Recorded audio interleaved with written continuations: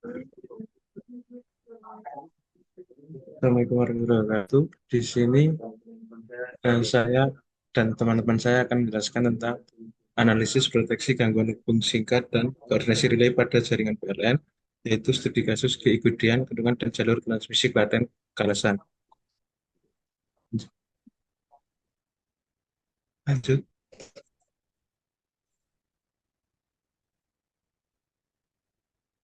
Yang beranggotakan yaitu saya sendiri, yaitu Indra Jati, lalu ada Deni Amanda dan Alfian Habib Mustafa.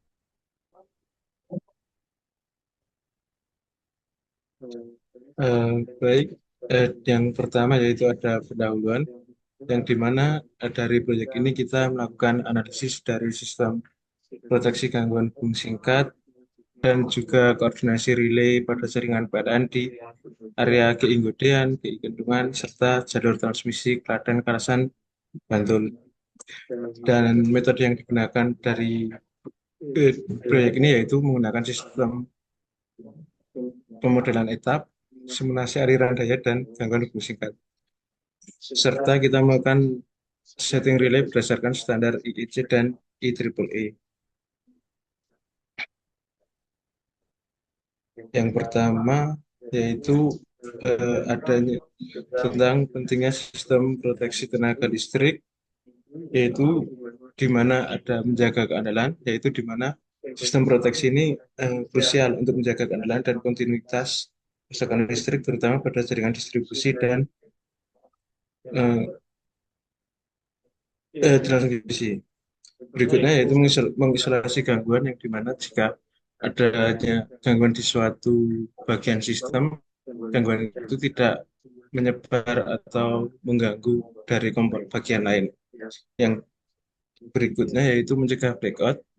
Dari mencegah blackout ini yaitu mencegah pemadaman listrik yang diakibatkan gangguan yang tidak dapat terisolasi, yaitu di mana sistem bisa mematikan hampir eh, besar daerah, yaitu seperti pada tahun 2019 adanya pemadaman listrik massal yang disebabkan oleh gangguan di sistem transmisi 500 kV Ungaran Pemalang, sehingga menyebabkan terputusnya pasokan listrik ke daerah Jakarta, Banten, Jawa Barat, dan sebagian Jawa Tengah. Selain itu, terganggunya sistem transportasi umum, telekomunikasi, dan gas.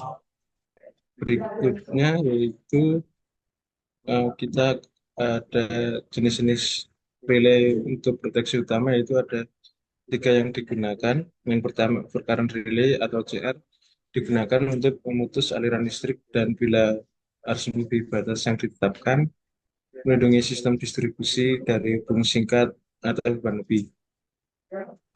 Berikutnya yaitu ada distance relay. Kita di situ akan mengukur impedansi saluran transmisi dan membaginya ke dalam beberapa zona proteksi untuk respon cepat dan selektif, di mana distance relay ini ada beberapa zona, yaitu zona 1, 2, hingga zona 4.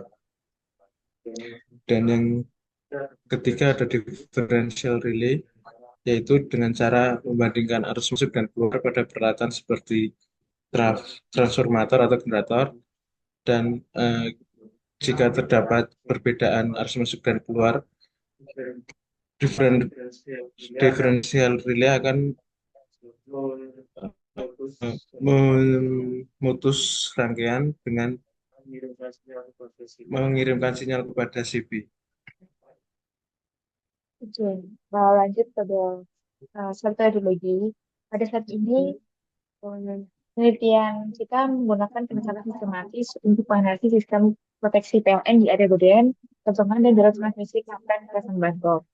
Uh, untuk metodologi yang pertama itu kita menggunakan pengumpulan data. Tahap pertama ini kami melakukan data demi sistem kelistrikan di lokasi studi mengikuti diagram satu garis, parameter peralatan utama, dan setting proteksi juga. Data ini di data kemudian sistem. Kemudian langkah selanjutnya itu pemodelan etap. Seluruh sistem kami memudahkan secara digital menggunakan software data. Pemodelan ini mencakup pembuatan diagram untuk garis sesuai kondisi aktual dan input parameter teknis semua komponen sistem. Lalu untuk yang terjadi yaitu langsung dari short circuit. Pada langkah ini kami melakukan dua jenis simulasi utama, yaitu simulasi aliran daya untuk kondisi normal dan simulasi gangguan serta di berbagai titik kritis jaringan. Untuk yang keempat yaitu ada setting relay berdasarkan hasil simulasi kami menentukan setting sinyal untuk relay arus lebih atau OCR dan karakteristik waktu inverse. Dan yang kedua dengan delay jarak atau desain delay dengan tiga zona prediksi. Kemudian ada langkah analisis koordinasi proteksi.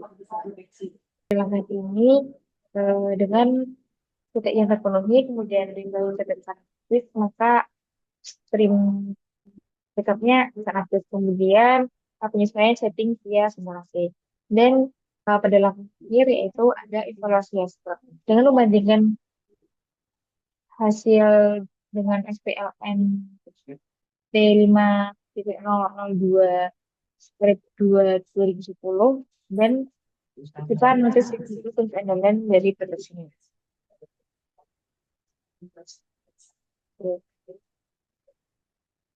Kemudian di sini kita ada penentuan setting up relay gitu ya.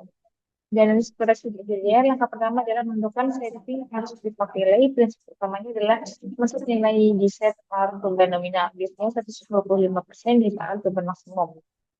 Kita menggunakan rumus dasar arus peak primer sama dengan faktor setting kali arus beban. Arus peak sekunder sama dengan arus peak up primer dibagi rasio setting.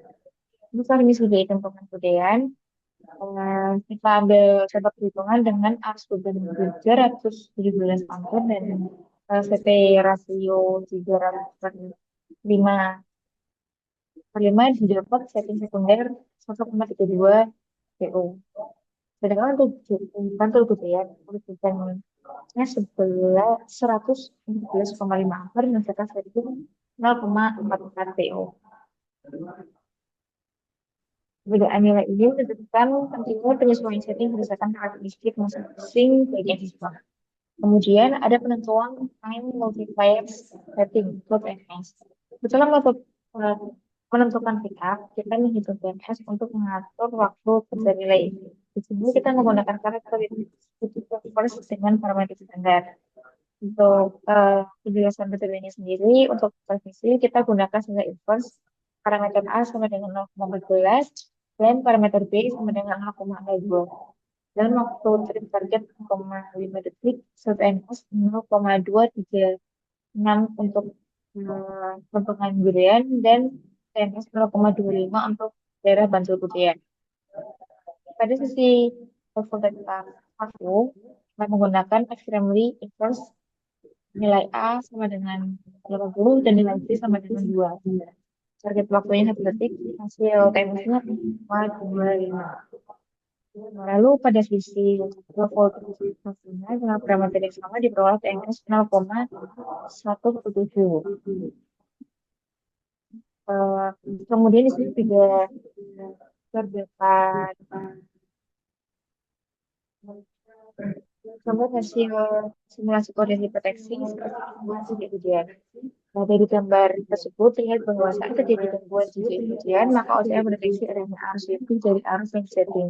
Misalnya di relay 23 dan 24 terlihat bahwa arus gangguan sebesar 3.582 ampere, sedangkan arus backup-nya di 396,25 ampere, sehingga relay mendeteksi adanya gangguan di DI dan memutus limit untuk trip. Urutan trip juga kita setting dengan menentukan hasil kurva untuk setting OCR di transmission line kita menggunakan kurva HIC, standar inverse, dan untuk transfer kita menggunakan Islamic inverse. Lalu pada slide ini juga terdapat grafik OCR hasil simulasi koordinasi dan proteksi terjadi gangguan di itu ya. Dari grafik tersebut terlihat relay 38 dan 13 strip terlebih dahulu dengan arus gangguan sebesar 0,414 ampere dan delay relay membaca sekitar 0,567 second. Ini dimana sesuai dengan perhitungan yaitu 5 detik. Relay trip berikutnya itu relay 23 dan 24 dengan arus gangguan sebesar 3.582 ampere dengan delay 1,02 detik. Hal ini sesuai dengan setting sebesar 0,5 detik karena terdapat CTI sebesar 0,5 detik. Dan delay dalam pembacaan arus. Selanjutnya relay di high voltage trafo dengan gangguan sebesar 830 ampere dengan delay sebesar 1000 second, namun di perhitungan hanya 1 second. Ini terdapat kesalahan di minimum operate delay time untuk keamanan sistem. Sehingga itu membaca karena itu sedang kan di perhitungan bekerja yang terakhir yaitu OCR di sisi low voltage yang tidak trip karena gangguan sudah diputus di sisi high voltage trafo, hanya backup saja. Di sini saya akan melanjutkan untuk sistem proteksi di KI kandungan. Di sini perhitungannya sama seperti sistem proteksi sebelumnya. Di sini kita menghitung di pick up sekunder, yaitu dengan pick up primer dibagi dengan CT ratio. Nanti kita menggunakan setting pada nilai pick up, dan untuk nilai TMS-nya sendiri kita sesuai dengan setting grafik, yaitu di normal ataupun dengan ekstrim. Di sini kita melihat apabila kita melakukan gangguan di KI kentungan, maka CP yang pertama trip, yaitu CP yang berasal dari pedan. Di sini dikarenakan arus gangguan yang begitu besar yang ber, yang berkisar antara 3.400 ampere. Dilanjutkan oleh CP yang dari keuntungan kemudian dengan arus sebesar 4.000 ampere dengan timer sebesar 1,2 second. Untuk CP dari keuntungan sampai pedan itu dengan itu sebesar 0,9. Nah, ini dikarenakan sesuai dengan standar CTI, yaitu 0,3 second untuk jarak tripnya. Dan untuk trip di trafo di high voltage trafo sendiri tidak mengalami trip dikarenakan pada sistem sudah terproteksi oleh CP sebelumnya. Di sini ada sistem proteksi saat gangguan di 60 meter dari keikatan ke kitat pedan. Di sini kita menghitung terlebih dahulu impedansi dari saluran yang sesuai dengan rumus, yaitu panjang saluran dikali dengan impedansi saluran per kilometer. Nah, di sini kita melakukan setting di dua zona, yaitu zona pertama sebesar 0,8 dari total jarak dan zona kedua sebesar 1,3 dari total jarak. Dapatkan apabila trip terjadi di 50% atau di 6 km dari KI Klaten, gangguan gangguan lain dari KI Klaten sebesar 6 km, maka relay 59 akan trip di zona pertama. Nah, ini serupa saat terjadi gangguan di 10 km dari KI Klaten ke arah Kalasan. Relay 49 juga akan trip di zona pertama dan zona kedua akan sebagai backup. Untuk gangguan terakhir yaitu di 10 km dari KI Kalasan arah ke KI Mantul, hampir sama dengan sebelumnya, relay 60 akan bekerja di zona pertama dengan waktu 0 second atau instan, dan di backup oleh zona kedua dengan waktu sebesar 0,6 sampai 0,8.